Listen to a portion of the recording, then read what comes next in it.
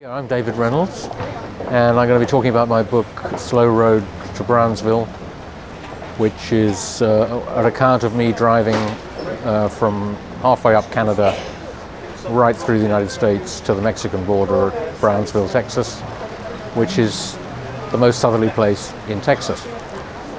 So 2,200 miles, and it's just a lot of fun, actually. I have to be on my own, otherwise I wouldn't talk to anyone, If I went with my wife, for example, she would always talk to people and I wouldn't. So no, I'm much better on my own. You go into a bar in America on your own, people talk to you. If you don't, they ignore you. It took me 6 weeks. I mean, I drove very, very slowly. In fact, I've written a separate article about driving slowly, which is a new fad I've got. So I took 6 weeks to drive 2,200 miles. I mean, you could drive it in 4 days if you wanted to. A truck driver would do that, probably. But I wanted to look at everything, drive sideways, stop all the time, go for walks, look at towns and countryside. I learned about this road, which is an old road, and there aren't many left now. They've mostly been taken over by interstates and things. It's an old road built in the 1920s, when a whole network of US highways and Canadian highways were built. It's pretty much as it was then. It's a two-lane road for 2,200 miles, almost all the way, whereas most of those roads have disappeared. And it appealed to me because it goes through the Great Plains, where lots of interesting things happen, particularly actually the Indians. I call them Indians because I met a lot of Indians and they said I could call them Indians, so I sort of do that, whereas people say Native American. But it's where they fought their last battles, really.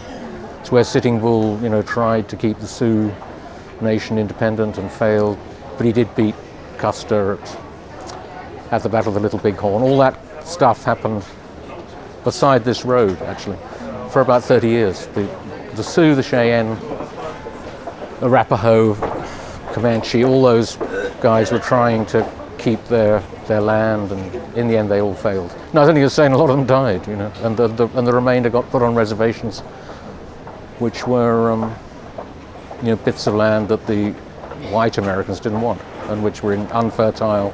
A lot of them died because of that. And anyway, people know about that, I think. But I found it interesting to go through there. That wasn't the only reason, but was an appealing part of it. This road is part of a grid of roads that was built in the 1920s. There were 50 roads built north-south across the states and 50 east-west in the 20s and early 30s. Because cars were becoming much more popular and there were many more trucks. They needed a proper national road grid. This is 83. The next, to the west of 83 is 85, and to the east of 83 is 81, because the odd numbers were used for north-south and even numbers were used for east-west. And 85 and 81 aren't there so much as 83 is completely there. Bits of 85 and 81 have disappeared. But you can see where they were. And they were about 180 miles away. So I reckoned there was this corridor that was 83. So I made it a rule, otherwise I'd have gone all over the place, But it meant I could go to a lot of interesting places like the Alamo in Texas, the South Dakota Badlands, which are really interesting, Dodge City, where all the outlaws and stuff, Wyatt Earp tried to control this wild town. So quite a lot of places off the road that are well known, but also just places, ghost towns. I had a bit of a thing about ghost towns. I tried to find some of these ghost towns. There's hundreds of them in that part of America. They're deserted now. They were little towns, and because this is farmland or ranch land, and particularly the farms have got bigger and bigger, and therefore there are fewer people. Therefore, certain towns have just disappeared. Or you can find, say, a few ruined buildings and a graveyard, and people still come back to bury their dead because they were born there, but the town isn't there hardly, So that kind of thing is sort of interesting. Makes good photographs too, actually. Ruined buildings, derelict buildings and stuff.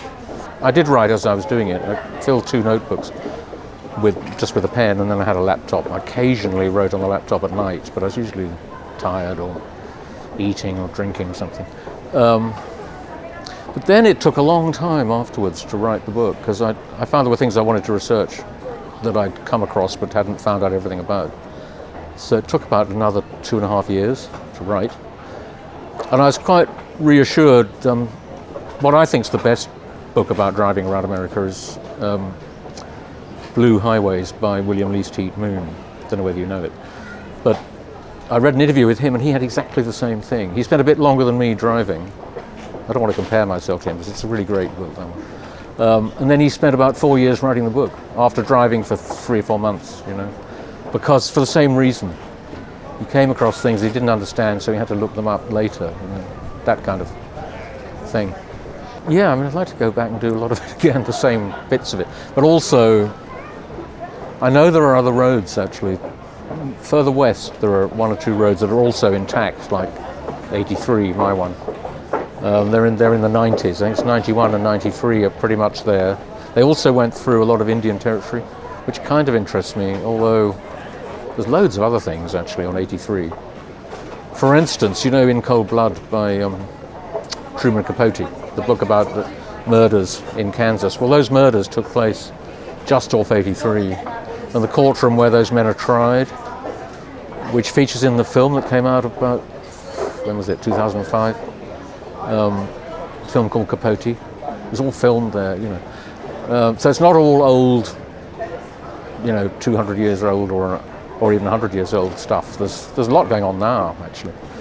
So things like there's 2 cities in Kansas that are kind of supply a huge amount of meat to the whole of the United States. I mean, about a quarter of the meat, something like that. That's probably an exaggeration. Maybe a fifth comes from these places. And they're extraordinary. There are these feedlots full of cattle, and they smell, and it's horrible. And then there are huge factories where meat's packed.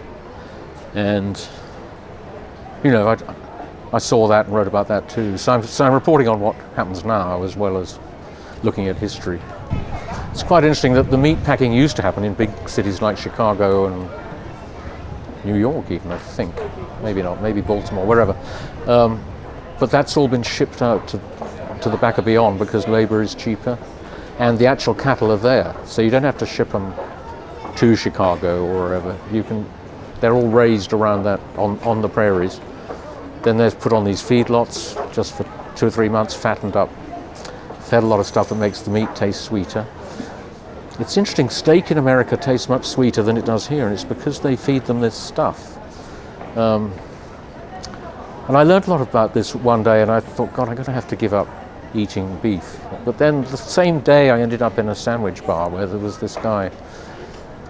Well, it was a sort of soda fountain, an old-fashioned drugstore, like they used to have, and it had been preserved, and I went there, and this bloke was telling me about all the sandwiches. And they had such a great beef sandwich that I ended up having one straight away after learning how badly the beef, where the cows are treated. So I'm not a great man of principle, I'm afraid. Well, I've been here once, twice before. Yeah, no, I like it as a city. It's really kind of smart, and I like all this old. This is called the New Town, isn't it? Yeah, I like all that. I don't know it very well, but and that bit down there, Prince's Street. It's weird that actually, because on one side of the road it's all really interesting and nice. The other side, there are all these boring shops, like Currys and Sainsbury's. But the other side of it, that park and the castle and all, it's quite something. Well, the main thing was that I've done part of the road trip that David was writing about, and it's just nice to get someone else's take on that experience. I think I have to say that he seems to have met nicer people than I did.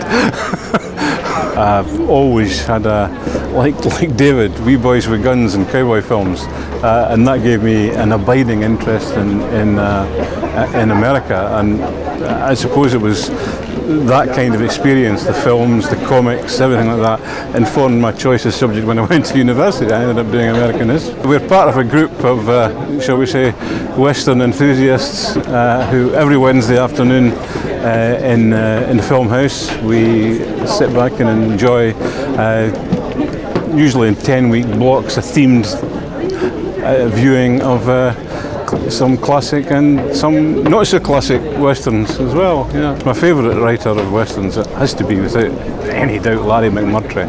If he'd only written one book and that was Lonesome Dove, that would be one of the greatest western novels ever written.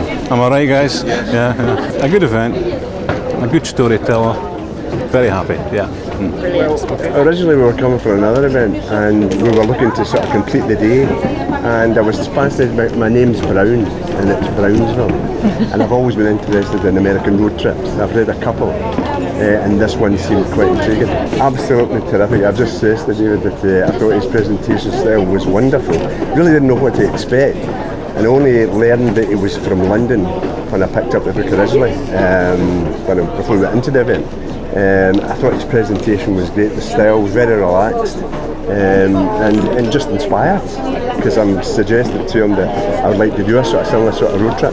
We went on the Antebellum Trail, which is the one where after burning Atlanta, I think General Lee, I'll get this wrong, the famous Union General surged down from Atlanta down to Savannah. And all the mayors, after he burnt Atlanta, they all came out and said to him, please don't burn our towns. And so all of these towns are pre-Civil War built, and it was quite fascinating. So a sort of road trip like that with historical interest, because America's history is so young anyway, but it's still very fascinating to me. But a part of that, the Antebellum Trail, is where they've regenerated these small towns that were being bypassed by these interstates that nobody likes anymore. And the whole regeneration, after maybe when they were successful in the 50s and they died a bit in the 70s and 80s, have all been regenerated. It's quite a fascinating culture. I'd be severely tempted to follow this route, simply because once I've read this, I think it'll inspire us to do something like that. And I think David himself has got another route that he's looking to do as well.